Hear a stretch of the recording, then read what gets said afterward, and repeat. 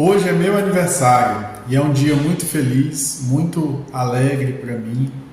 Estou fazendo 42 anos e estou muito feliz em Deus de ter construído uma família.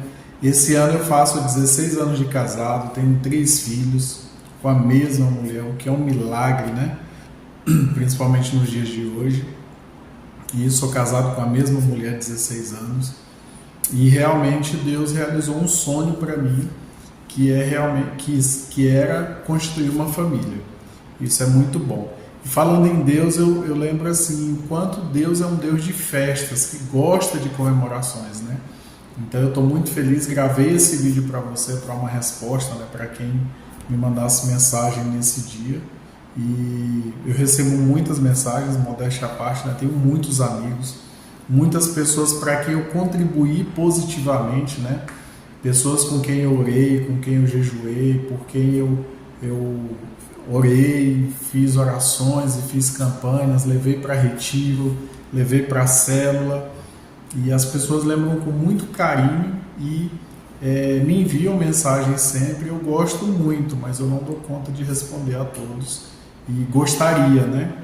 E por causa disso eu até já desisti de responder, né? Então tive essa ideia de gravar o vídeo para você. Então eu quero deixar uma mensagem para você, porque o que acontece, eu converti quando eu tinha 17 anos de idade, isso já vai fazer 25 anos esse ano, é outro grande milagre, né? Eu ter conseguido me firmar na igreja, né? Me firmar com Deus, e eu estou muito feliz porque são 25 anos, né, caminhando com Cristo, sempre, nunca me desviei, nunca olhei para um lado ou para o outro, tive vários percalços, né? Mas eu nunca larguei do Senhor Jesus na minha vida, e isso me deixa muito feliz, porque eu tinha tudo para dar errado, mas deu certo, né?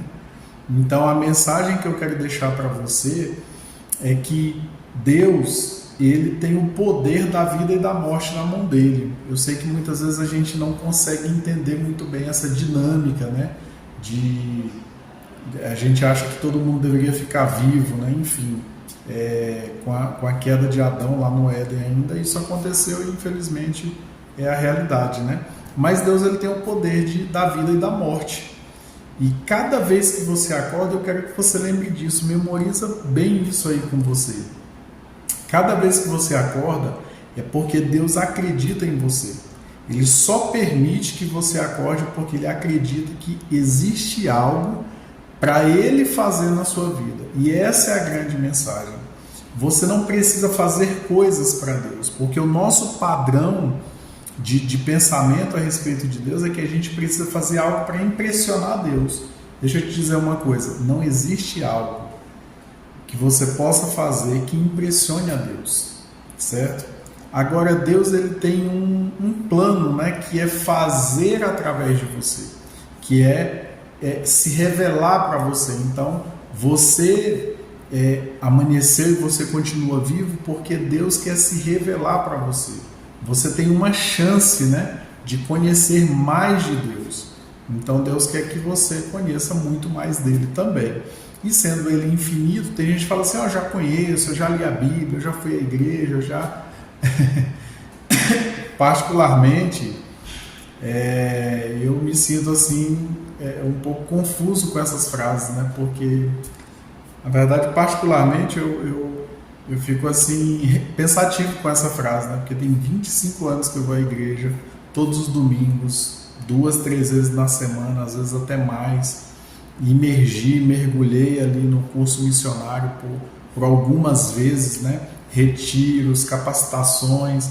Só em 2 deles foram 6 meses cada um de tempo integral, com tempo ali 24 horas estudando a Bíblia, orando, jejuando, evangelizando. E eu me sinto um pouquíssimo conhecedor daquilo que há de ser revelado, né? Não é de ler a Bíblia eu já li ela toda. Muitas vezes quando o pastor abre lá e ele vai pregar, e o texto que ele lê eu já tenho uma noção do que ele vai falar, não é disso que eu estou dizendo, mas Deus é infinito, e eu penso assim, quanto mais eu conheço Deus, mais eu vejo que eu preciso conhecer mais. Então por que tem gente que fala, eu já conheço, né? Como assim? Enfim, essa é uma crise que eu tenho com a frase que eu escuto, né? Mas eu gostaria de te incentivar a estudar sobre Deus, não aceitar o que os outros estão dizendo. Inclusive na Bíblia tem uma história dessa, né? Que eles eram chamados de bereanos, né? Eles eram os bereanos. Eles eram um tipo de gente que, quando eles escutavam um sermão, eles iam nas escrituras para ver se aquilo de fato era daquele jeito, se aquilo que estava sendo dito estava de acordo com as escrituras. Então nós precisamos adotar esse costume, né? Você precisa fazer suas perguntas para Deus, não simplesmente engolir algo que alguém te fala, né? Mas você tirar as suas próprias conclusões, claro que com muito cuidado, muita lucidez, né? E concernente a isso eu digo o seguinte: só entende a Bíblia quem pratica. Você estudar e conhecer a Bíblia, a letra da Bíblia, eu acho inclusive que não muda nada. Já conheci nesse período, né, gente muito inteligente. Não que a inteligência seja um problema, mas a inteligência, o estudo, a pesquisa, que não é acompanhada de prática, quando se trata de Bíblia, é a mesma coisa que nada. Inclusive Jesus contou essa história. Ele falou assim: aquele que escuta as minhas palavras e não pratica é comparado a um homem imprudente que edificou a sua casa sobre a areia. E quando vieram as tempestades, né, deram com ímpeto contra aquela casa e foi grande a sua queda. Mas a pessoa que ouve a palavra de Deus e pratica é comparada a um homem imprudente que edificou a sua casa sobre a rocha. Então, quando veio a tempestade e as adversidades lá são descritas igualmente, para o que construiu sobre a areia e construiu sobre a rocha são iguais, mas a casa sobre a rocha ela ficou firme. Então a gente precisa, eu quero incentivar você a, quando for estudar a Bíblia, você praticar. E praticar em que sentido? Quando a gente lê a Bíblia, entenda, Deus não tem interesse em contar para você uma história.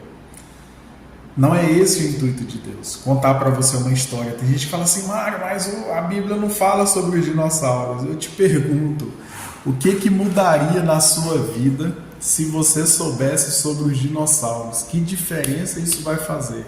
Para mim, até hoje, não fez falta nenhuma. Talvez por uma questão de conhecimento seria bom, para uma questão de entendimento de algumas coisas, mas na prática não. Onde é que Deus ele se revela o tempo todo ali e Ele quer que você pratique. Então, qual é a prática da Bíblia? Vamos começar. Gênesis 1:1. No princípio, Deus criou os céus e a terra. O que isso pode servir para mim? Parece só uma história. Parece que alguém está contando algo que aconteceu e pronto. Então, primeiro ponto. Tem gente que fala assim: Deus não existe. E aí você não consegue, a pessoa diz, né? Você não consegue provar a existência de Deus. Eu falo, bom, é engraçado, né? Quando eu leio o livro de alguém, fazendo uma comparação com esse assunto, no livro não está provando que a pessoa existe. Não tem lá a certidão de nascimento dela, não tem lá as testemunhas dizendo: eis que certifico que o autor desse livro de fato existe, é meu vizinho, mora em tal lugar, tal. Quando se escreve a respeito de alguém, já há um pressuposto de que ele existe. Então a Bíblia não vai te provar que Deus existe. Por quê? Nenhum livro prova que o autor existe, certo? Então, segundo, as palavras na Bíblia para esse início de leitura aí é Reshit bara Elohim. Então ele fala assim: no princípio criou Deus os céus e a terra. Só que a grande curiosidade, isso daqui poucas pessoas sabem, a grande curiosidade a respeito disso é: quando Deus cria os céus e a terra, no princípio, ele não está dizendo que é o começo dele. Ele não está dizendo nem sequer que é um começo no sentido necessariamente da humanidade, porque a gente está aí, joga lá o carbono 14, faz um monte de experimento para ver que idade tem a Terra, né? Então, quando ele fala no princípio, ele está determinando o início de uma era para Deus, porque ele não tem início nem fim. Então, no princípio, ele é simplesmente para te dar uma dimensão de que houve um momento na eternidade que Deus decidiu criar os céus e a terra. Só que tem um porém, ele criou a partir de quê? Porque essa é a grande questão. Porque quem defende que Deus não existe, ele também não consegue definir de onde veio a terra, de onde surgiu tudo. E aí alguns falam assim, olha, surgiu de um gás cósmico, a poeira cósmica, e foram se formando através de bilhões e trilhões de anos. E a poeira cósmica veio de onde? Porque os mais renomados, né, inclusive o grande cientista que viveu até poucos dias atrás, né, ele fala assim, não existe como algo se criar do nada. Então ele tem que se criar de alguma coisa, né? Ainda que essa teoria fosse verdade. Então, Deus está mostrando para a gente que ele é autossuficiente em si mesmo. E tem um detalhe importantíssimo. Deus criou os céus e a terra, criou o universo que é infinito, e isso não tomou da natureza de Deus, do pedaço de Deus, da matéria de Deus e fez falta. Entende? Deus, quando ele não só é autossuficiente em si mesmo, como ele também é autocompletado. Ele dá e ainda assim ele tem. Ele não dá de algo que lhe faz falta. A matéria não lhe faz falta. Então, o que a gente pode aprender com isso? Imagina, eu estou apenas Gênesis 1, a parte A. E aí, quando ele dá para alguém, quando ele faz um milagre, ele não faz o milagre porque as coisas existem. O milagre é justamente sobrenatural. O milagre ele surge a origem do milagre é a natureza de Deus. Não é a sua condição social, não é o seu convívio, o seu ciclo social, o seu networking, a sua profissão, a sua renda mensal. O milagre ele parte única e exclusivamente de Deus. Você entende isso? Que às vezes a gente fala assim, eu queria orar para Deus fazer um milagre na minha vida, mas não tem como ele fazer. Por quê? Não, porque eu não tenho dinheiro, porque isso é impossível, porque... Bom, essa resposta só quem pode dar é Deus. Porque quando ele faz o milagre, ele faz a partir de si, e não a partir de uma matéria, a partir de alguma coisa, a partir de uma circunstância. Primeiro surge em Deus, e depois que surge em Deus, é que surge as situações, as circunstâncias e a matéria. Então é importante que você entenda isso. Por quê? Porque você pode pedir qualquer coisa para Deus, não custa algo para Ele. Entende? Diferente da gente, para você dar algo para alguém te faz falta.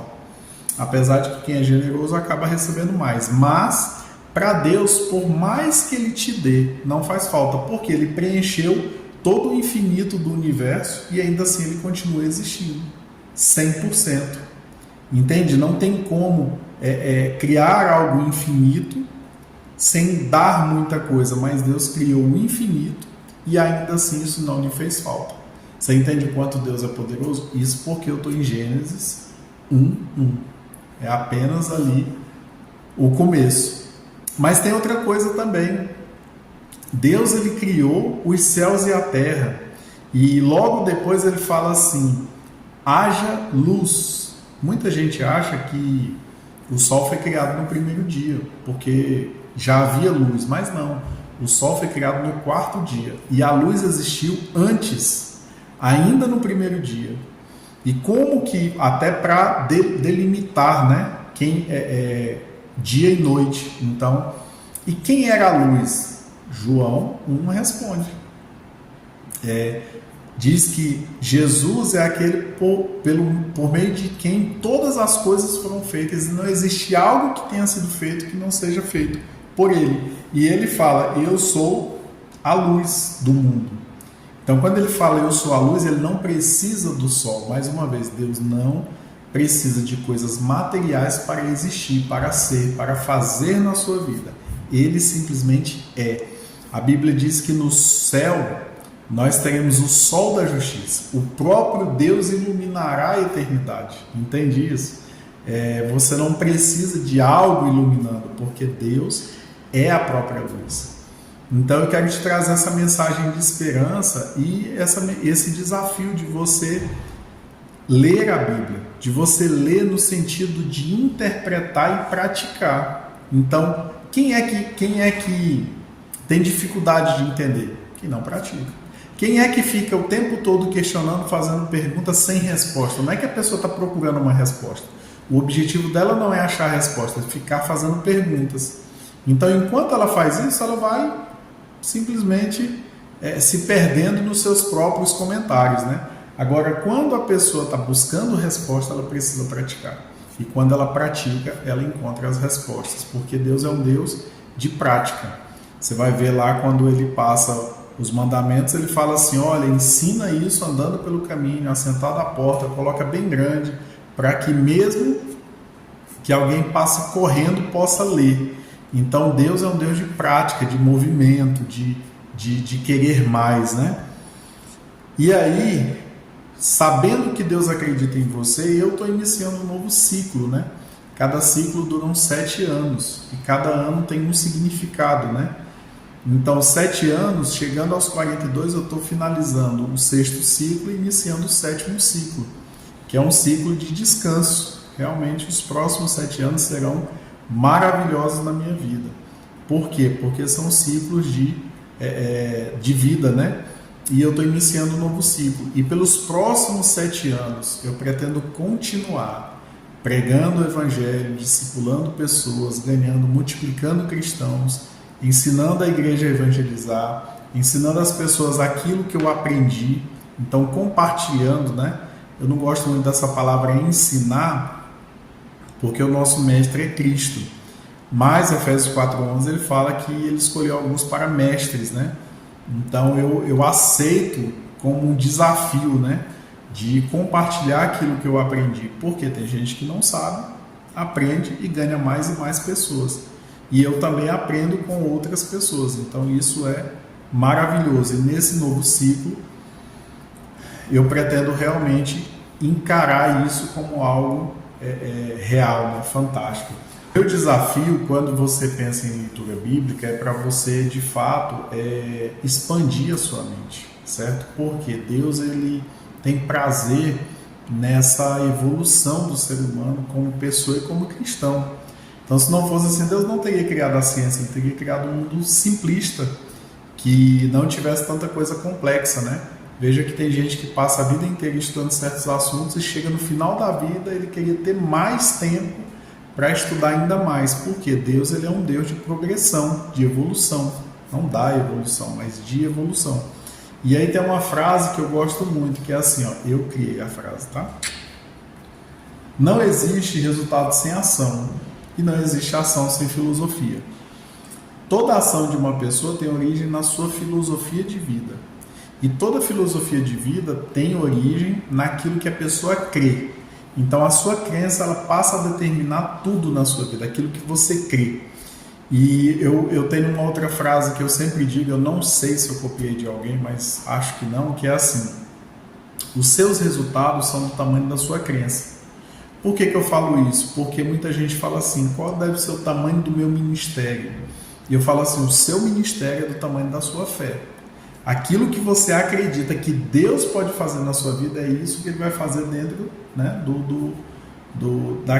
dos princípios que Ele já estabeleceu. Então, os seus resultados são do tamanho das suas crenças, da sua fé, daquilo que você acredita, daquilo que é correto, é claro. Não é só acreditar e acontecer, mas tem princípio, tem processo, tem resultado, tem galardão, enfim. Então é isso. O meu desafio para você, então, é esse, de você expandir a sua mente. Né? Uma pessoa que lê, ela já expande bastante a mente. Agora, a pessoa que lê a Bíblia, ela expande exponencialmente. Agora, a pessoa que lê a Bíblia e pratica, ela não tem limites para entender mais sobre Deus, sobre a vida e sobre tantas outras coisas. Quero desafiar você a ler o livro de Provérbios, né? Porque ele tem 31 capítulos, a gente lê o capítulo do dia. Então, por exemplo, hoje é dia 17 de julho, a gente lê Provérbios 17 e aplica, né? E estuda aquilo dali para aplicar. Então, eu tenho uma lista de transmissão no WhatsApp que eu envio todo dia, né? Ali, o que eu vou vendo de Provérbios, que eu vou meditando e vou enviando. Para você fazer isso, você me manda lá pela rede vizinha, né? @mariomosfera. Manda seu número, eu coloco ali na minha agenda e você vai receber também todo dia aí uma mensagem de Provérbios para ajudar na sua leitura, tá bom? Que Deus abençoe, fique com Deus.